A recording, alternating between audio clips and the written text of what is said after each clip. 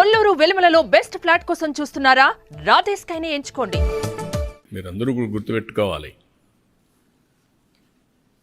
ప్రధానమంత్రి నరేంద్ర మోడీ గారి పైన నమ్మకం ఇది.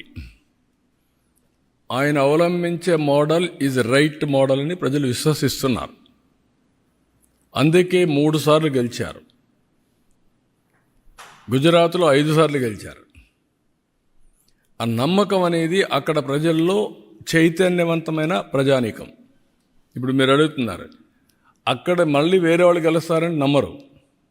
ఆయనకి ఇప్పుడే డౌట్, మళ్ళీ 2.0 వస్తానన్నాడు.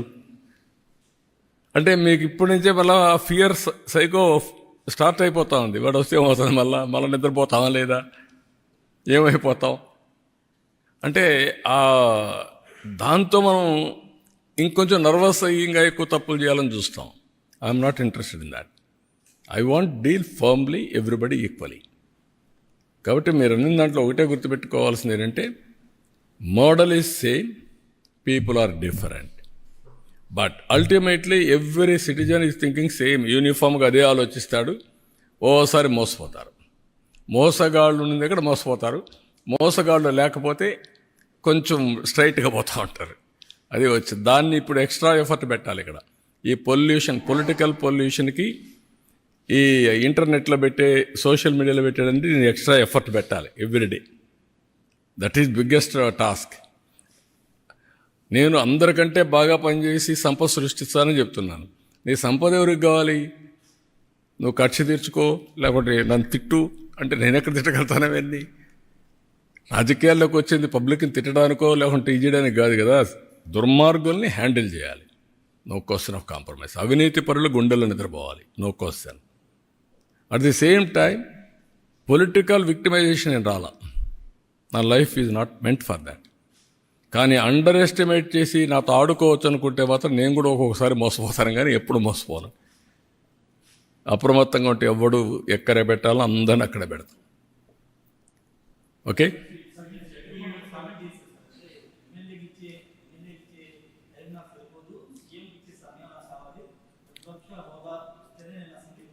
దాన్ని ఏమంటారు బ్రదర్? నువ్వు నన్ను అడుగుతున్నావు ఏమంటావు దాన్ని? నీతో ఎవరన్నా మాట్లాడుతున్నావు ఏమంటావు? ఒప్పుకుంటావా? మీ ఇంట్లో నీకు ఆ మధ్య మాట్లాడితే నీ పక్కన మాట్లాడితే ఒప్పుకుంటావు వారిగా? మరి ఇక్కడ ఎందుకు ఒప్పుకుంటున్నావు అంటే నువ్వు ఎందుకు అడుగుతావు నన్ను? That is wear. అదే ప్రాబ్లం. మీకు అక్కడే చెప్పాలా మీకు ధైర్యం ఉంటే. ఏమయ్యా నీకు ఎమ్మెల్యేగా ఓటేశారు, ఎంపీగా ఓటేస్తే ఎంపీగా ఉంటాడు తప్ప ప్రతిపక్ష స్థానానికి వేయకపోతే నాకు ప్రతిపక్ష స్థానం ఇవ్వాలి, పీఎంతో సమానంగా ఇవ్వాలంటే ఎందుకు ఇస్తారండి? ఎందుకు ఇవ్వాలంటున్నా? ఎవరిస్తారు? బ్యూటీ ఆఫ్ డెమోక్రసీ అర్థం చేసుకోకపోతే, ప్రజాస్వామ్య విలువలు అర్థం కాని వాళ్ళకి ఈ మరుగున ఉంటారు. వితండవాదాలు చేస్తే ఎవరు సమాధానం చెప్పలేం.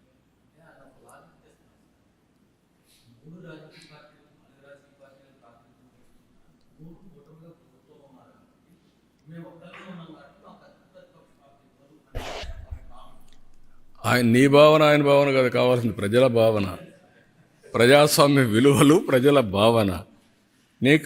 నేను ఎగతాళి చేయడం లేదు. We will respect people. మీరు పేపర్లో రాసినా వాస్తవం ఉంటే నేను వింటాను. ఇష్ట ప్రకారం రాస్తే నేను వినకపోవచ్చు, చదవకపోవచ్చు. అదే సమయంలో నేను నీ మీద బురద జల్లేస్తాను, గుడ్డగాల్చి ముఖానేస్తా, కడుక్కొని ఎవ్రీడే కుదరదు. I have to say very emphatically. Damage చేస్తాను, ఇదే మరి చేస్తాను అంటే కుదరదు. That is where I'm saying. మీ డెమోక్రసీలో ఎందుకంటే నేను ముఖ్యమంత్రి స్థానంలో కూర్చుంటాను, నాకు ఓట్లు వేసారంటే ఎట్ అవుతుందండి?